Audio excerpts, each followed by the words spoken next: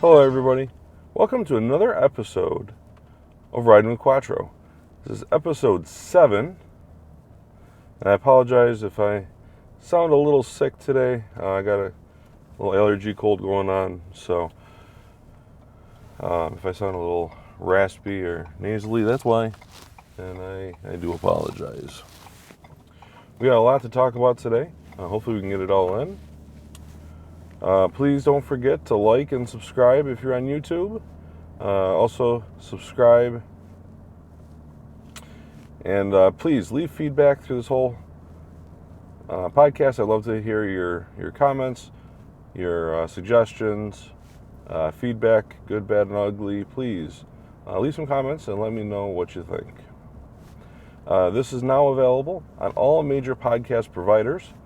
So if you want to listen to me in your car, or if you want to watch me on YouTube, both options are now available. And as far as podcasts are concerned, I am on all major podcast providers. Today is a beautiful sunny day.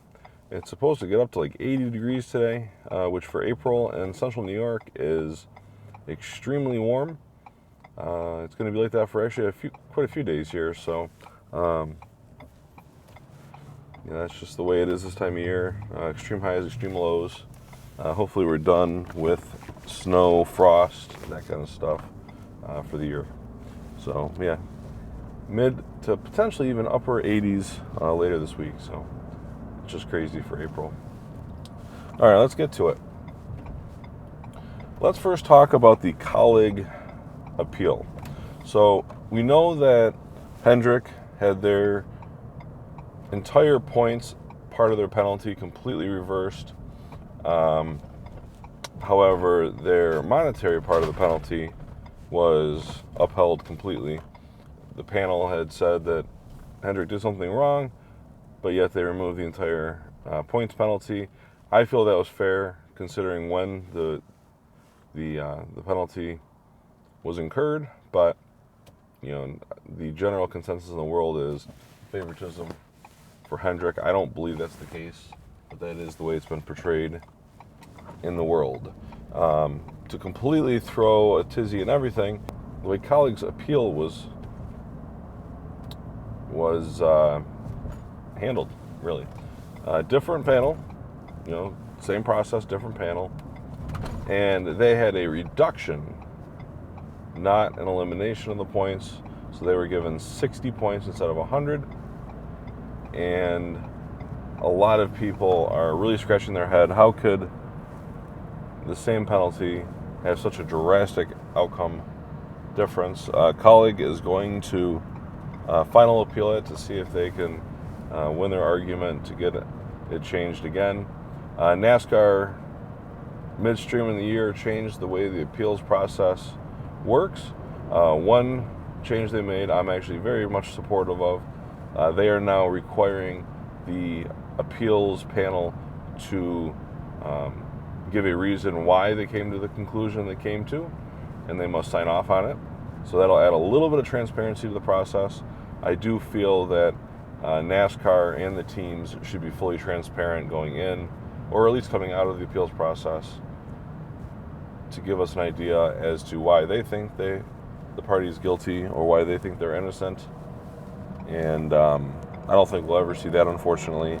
If Hendrick feels they're so innocent, I don't understand why they won't release more information about the louvers, pictures, that kind of stuff. Now, they may not have possession of them, so if NASCAR is refusing to release pictures and information on the louvers, what are they trying to hide as far as guilt? So, crazy. Absolutely crazy. And I don't know why week in and week out we're talking about penalties and appeals, but that just seems to be the storyline this year, which is unfortunate. This week there was a boycott of the NASCAR owners meeting, which happens quarterly. The reason for that being the teams and NASCAR have been trying to negotiate a TV deal, which happens once every 10 years. The teams feel they are not getting a fair portion of this revenue, which in most major sports the teams do get a major portion of the revenue, at least enough to cover their expenses from what I'm understanding, and NASCAR teams feel they're being underserved and some unfair negotiations. So that's what that was all about. They want to get NASCAR to give a little bit more of this revenue from the TV deal to the teams to help offset costs. So, we'll see what happens out of that. I'm sure that'll be a developing story as things heat up and as negotiations with the TV deal itself come to a close at some point. So we'll keep talking about it if they keep releasing some news on it. Denny Hamlin's appeal. Again, talking about appeals. I listened to Denny's podcast, the Emergency Podcast. It's definitely worth listening to if you haven't. He's got a podcast called Actions Detrimental. We seem to talk about it a lot on this channel. Definitely worth a listen if you want to understand how the appeals process works from the inside, to really know the inner workings and how the whole proceedings go. Based on what Denny said, I'm super surprised at the outcome that they came to. I don't even know what else to say on that. I mean, listen to the podcast. That's the only thing I can say. I think from listening to the podcast, they asked him if he wants all or nothing, and he said yes, and I think that might have been the critical mistake. I think that they found him guilty on one of the three charges, which was actions detrimental to NASCAR, which kind of funny, that's the name of his podcast.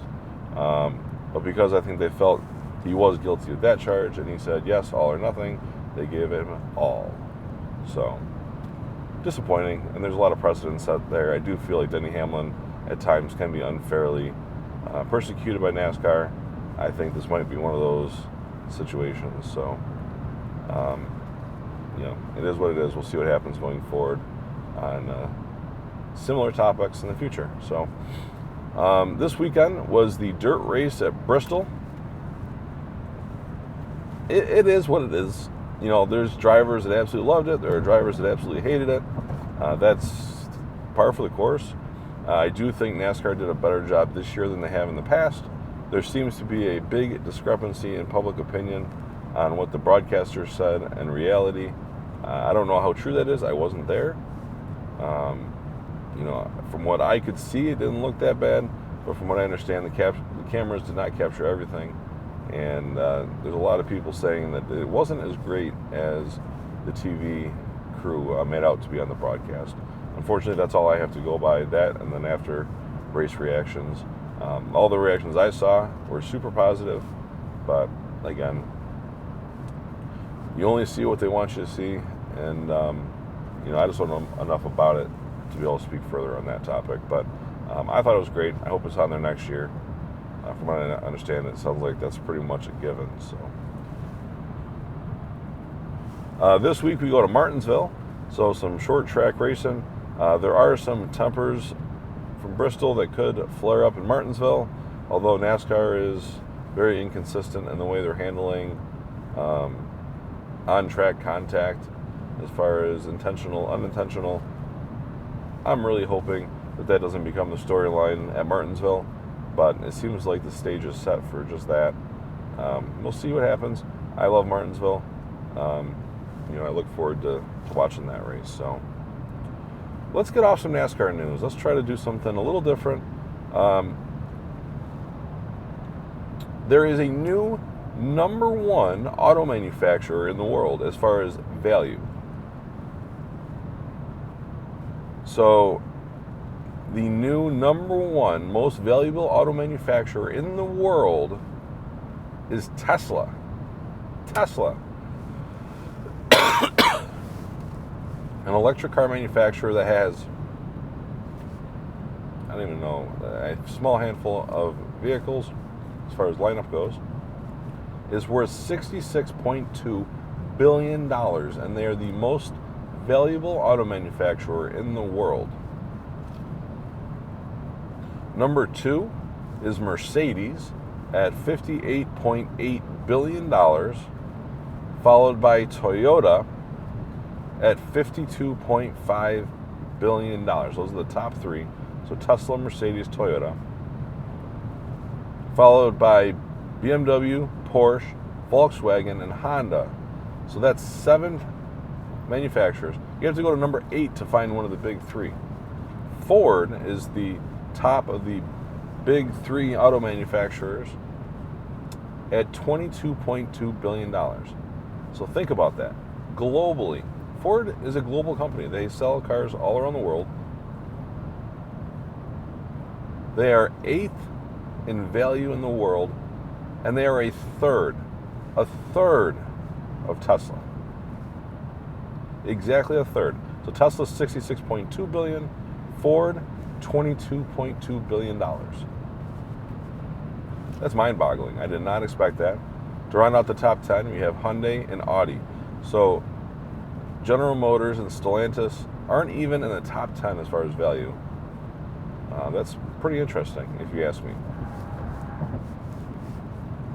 In other news, the Tacoma is being teased as 2024 will be a complete redesign for the vehicle. They released pictures of something called the Tacoma Trail Hunter, which, the two small, one picture of like the headlight and a little bit of the grille, and one picture of the rear bumper. Clearly, it's going to be a kind of an extreme off-road focused package. I don't think it'll be as extreme as the TRD Pro, but it'll be kind of a good, kind of like as Ford does with like the Tremor, where it's kind of going to be more of a trail type vehicle, where the Pro is more of a Baja, more extreme, high speed type off-road themed vehicle. Based on the pictures they've shown us, I'm nervous this is going to be another refresh. It may be even a heavy refresh. Keep this in mind. The current generation of Tacoma has been around for 7 years, which is a long time in the world, but it isn't unprecedented for Toyota. The previous generation Tacoma was a 10-year run. Now, from my years of experience at Toyota is known for doing kind of a heavier refresh in like the last 3 years of a model run. So with the current Tacoma being at 7 years old, a heavy refresh would put them at a 10-year run, which seems to be consistent with what they've done in the past. I hope it's a little bit more than that. The Tundra got a complete redo, and I think that the new Tundra looks great. A little bit Chevy-like, but definitely looks great. I'm hoping the Tacoma receives similar treatment, but I'm afraid they're kind of kicking the buck down just another 3 years. Trying to make it a little more relevant in the current marketplace, but not a complete redo. They did announce a hybrid variant, which I think is going to be normal as we move forward in the world, as we transition to EVs, which is unfortunate, but I'm not against EVs existing. I'm against forcing of EVs, and unfortunately we have done a lot of forcing of EVs. I think if the market wants it, they should exist, but I don't think it should be forced by government agencies, whether it's the state of California, federal government. I don't think it's right. But I drive a Power Boost F-150. That's the hybrid F-150. So I am by no means against hybrid technology. I've owned many hybrids in my life, but that's going to become far more normal as time moves on with everything. All right, somehow we got everything in. We're wrapping this up now. Please, like I said, if you're checking me out on YouTube, go check out the podcast. I do edit it a little bit different. It's a little bit easier to listen to, in my opinion. If you're listening to this on the podcast, check me out on YouTube. Watch me talk about this stuff. And, I'm always looking forward to new topics. Please give me some ideas, some feedback. Also, if you haven't checked me out on Twitter, please check me out on Twitter. Quattro, the Roman numeral 3 on Twitter. Follow me. I do put some additional content on there. And as I continue to build up the podcast, I will be putting more, bonus special stuff like that as I come up with some things that maybe I want to talk about, rant about, as they come up throughout the week. You may be noticing this is on Wednesday, not Tuesday. Maybe you didn't notice. Most people probably didn't. I'm going to start doing these on Wednesday. Gives me more time to kind of get my head around that current week's events with NASCAR, as well as dig up some more automotive news so we can make this not just a NASCAR podcast. Until next time, see you later.